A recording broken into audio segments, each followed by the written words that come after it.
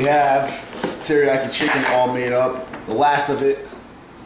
It's definitely time to make more. That's why I have more thawing out on the stove right now. But how I make my chicken tastes delicious. There's a link right here in the video. You can actually click that video and watch it.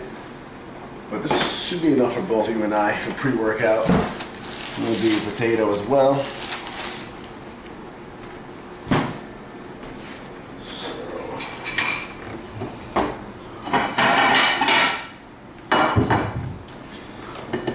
I'm not even gonna bother weighing it out right now. Just gonna split it? Yeah. Let's figure that. Just split that right down the middle right there. So you said that's the Casey Masterpiece teriyaki like usual? Yeah, yep, it's the honey teriyaki marinade. Marinate while you cook it.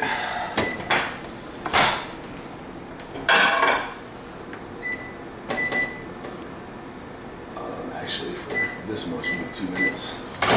Yeah, every microwave's different though. Yeah. Mine at home would probably take about 4. Oh, really? Yeah, so you want to cook a white potato, easiest way, stab it a whole bunch of times. Stick it in the microwave for 6 minutes. Again, every microwave is different though because Yeah. so a size of potato this big for my house probably be about 8, 9, maybe 10. Really? I'm telling you, my microwave's terrible. Oh, you got like a dying microwave. It's pretty sure Abe Lincoln used it. Jeez. So. Well, so for like a typical big potato like this, like, you know, good old handful potato, the average is going to be around the neighborhood of 6 minutes. So you may need, like, if your microwave's super good, you might be able to skate with 5 minutes. If your microwave is as ghetto as this neighborhood, then you may need to use like 8 minutes. But yeah, just stab it. 6 minutes for one microwave. We got 2 in here, so we'll just double the time, do like 12 minutes, and that should be good. Real simple. I saw a video from, oh man, Corey Fitness. He like wrapped it up in like a wet paper towel. I guess that helps it cook. I guess it helps it cook better too. Yeah. Again, I don't know how true that is, but that's what I do just because that's what I do. Yeah, maybe it would make sense, but I've never done it. So we got 2 things of chicken here. Gets real juicy, real tender. Typically I weigh out everything, obviously, and especially like before a show. But what I'm doing now is I'm just kind of like, screw it. Like, I'm not nearly as big as I want to be, and it's time to get serious and really like slap on the size. So I'm not weighing much of anything anymore. I've been doing it long enough where I get a roundabout, like I know the neighborhood of how much I'm taking in, protein, fat, and carbs wise. So I'm just kind of eyeballing it. I'm going a little bit over probably what I should be. I'm just doing like the old-fashioned true bulk style right now. So chicken, honey teriyaki. We'll have some mashed potatoes. Yeah. Do you use a strainer when you cook this chicken? A strainer? Yeah, because a tip that because I had the same issue with all the water and stuff, and like I noticed like a lot of grease comes out of the chicken when you pan fry, no matter what. Yeah. So if you strain it, you'll not only get rid of the excess marinade. That's a good idea. Yeah. Because what I always did is I always use the Foreman grill forever for chicken, but with the new honey teriyaki flavor, like you have to use a pan. So I've never really had to use a pan, so I never really bothered straining. But that's a good idea because, yeah, I noticed that when you take it out of the pan, it seems kind of dry because it's all hot, steaming, popping. But then when you let it cool off and sit in the fridge for a little bit, it kind of pools at the bottom. So I'll do that. We got like 9 minutes left of the taters, so we'll just wait for them. Yeah, but Foreman is nice. It's leaner, but the cleanup's terrible. Is horrible. In that so use the nonstick pan. The fat is not gonna change that much. Like I use the Foreman grill forever, and I've ruined a couple of them just from the cleaning of it. It's like over time, it's ridiculous. But anyway, it's about 5 o'clock right now. We're eating a pre-workout. We're aiming to go to the gym around 7 o'clock-ish. So we're eating pre-workout at like we're starting it about 2 hours early. Pre-workouts, I try to get in like an hour minimum before I work out. You know, and if you can, like an hour and a half, sometimes even 2 hours if it's a real big meal.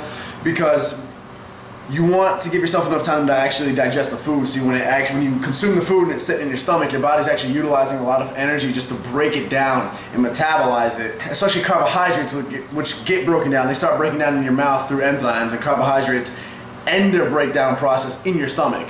And obviously carbohydrates lead to muscle glycogen, so that's a big ammunition factor for your workout. So you want your carbohydrates to be fully digested.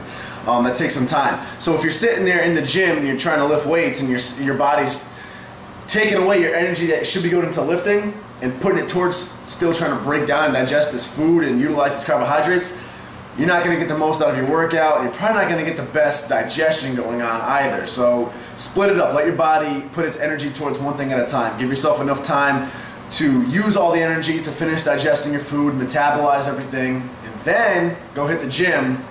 You'll find that your workout is probably going to be a lot better, a lot smoother. You'll feel more energized, stronger. And your pre-workout is really the most important meal here. Big myths going on about how post-workout is so important. You need post-workout carbs, you need post-workout protein. Realistically, carbohydrates by default you don't need post-workout. I have a few videos on that. I mean, I love getting them in around my workouts, but you don't actually need them by definition. Protein you obviously do need because protein synthesis is elevated for workouts, around your workouts. But realistically, when it comes to protein metabolization, this protein right here from our pre-workout is what's really going to be helping us for our workout and our protein synthesis from our workout. Not the post-workout protein, believe it or not. So that window of protein synthesis that you hear about, 30 minutes to 45 minutes after your workout, it's all BS. Protein synthesis is elevated for like, shoot, up to around 24 hours around the workout. So just get that protein in, and again, your pre-workout protein will be coming into play even after your protein, even after your workout. Plus, a thing with the big meal, the last thing I want to do on a day like today when we're deadlifting is have a full stomach. Yeah. Because psychologically, I've done that before, and it's not good. So not at all. Plus, if you guys take any pre-workouts, I mean, you really want your stomach to be a little bit more.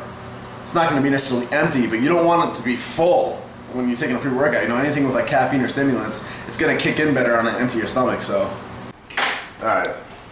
So if they're nice and squishy all the way through, you know they're ready.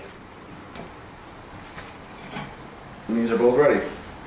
If you're squishing and it's kind of squishy and one part feels hard still, or if it feels squishy only on the very outside, but if you try squeezing it, it's still hard feeling on the inside, stick it in for another minute or so. You may need to even stab it deeper. The deeper you stab it, obviously the heat gets in there better, cooks faster. And then with these, sometimes if I'm feeling picky, I'll slice it and I'll just de-skin them. But really, I don't care that much. Do you want yours de-skinned? No, I like skin. Alright, good. It's got the nutrients in there. I wasn't going to de-skin it anyway. Alright. De-skinning a potato is like eating white rice. It's sin. Yeah. Yep. So, what I do, add a little bit of that good. Butter. Some butter. What I do like is I can't believe it's not butter. It's completely calorie free, so you can just spray it on there. And it tastes amazing in my opinion. Some people don't like it, but I personally love, I can't believe it's not butter. You can like douse it on there, and there's no calories in it. So you don't have to worry about any of them fat gains. This is real butter, however, so this will get you them fat gains. I'm just using it because we don't have anything else right now. And I figure a little bit of fun won't kill us. You want any? Yeah, sure. Yeah, you know you do. Give me like 5 tablespoons. Give me a cup. I give you a good stick of it. Yeah. I'll put it in my hands when we deadlift. Yeah. I don't need no chalk. No, that'll go really well. Look at that. Look at that. We got, it's a big potato. It's probably like a 7-ounce, 8-ounce potato. Like, if not bigger. Like, that's a big potato. And that's probably, if I were to guess, I'd say about 10 ounces of chicken, maybe. Probably more than 8, so it's between like 8 to 10 ounces of chicken, I guess. And then you get some butter. So, good old pre-workout meal. I just personally, I love potatoes. I haven't had any in a little bit, but when I bulk, they really help me fill out. I feel like they keep me full nice and long. They don't mess up my stomach. So I enjoy them. And obviously chicken, the way I make it, is phenomenal. So, Cliff's pre-workout meal, 2 hours before your workout. 1 hour to 2 hours before your workout. It's gonna allow you to digest better. Your body can just focus on digesting. You'll have all your energy for the workout from your carbohydrates, and your body will be able to put all of its energy towards your workout and not have to split it between the workout and trying to digest the food at the same time. So you're also getting your post-workout protein from your pre-workout meal, because protein does not digest in 5 seconds flat like some companies like to make you think it does so they can sell you their whey protein.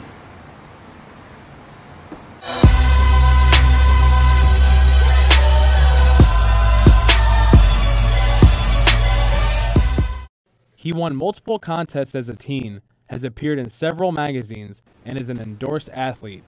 Nick Wright is a natural bodybuilder who has made his name on the internet.